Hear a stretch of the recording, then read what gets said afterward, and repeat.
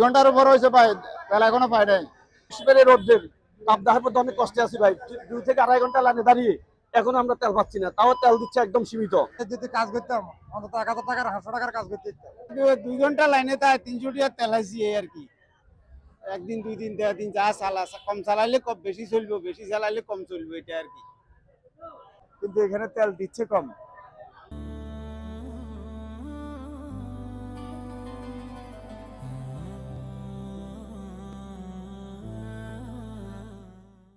কিন্তু বাইরে তেলের দাম বেশি, তেল দেয়ও বেশি, কিন্তু সেটা তো অবৈধ, দামও বেশি নেই।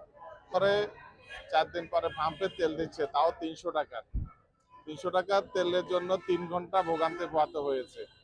মানুষ একবার আসি আবার ঘুরে আয়, আবার লইতে টাঙ্কি ফুল করে ফেলেছে। আমরা বলার পর ওরা বলে যে আমরা দূরে যাব, কিছু করার নাই, আমরা চিটাং যাব, ঢাকা যাব, আমাদের তেলটা দিতে হইবে।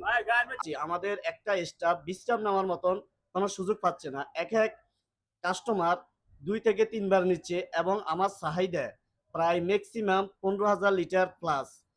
তার মধ্যে আমি পেয়েছি 4,500 লিটার। এটা আমার বিকাল সম্ভবত 4টা পর্যন্ত গড়াবে।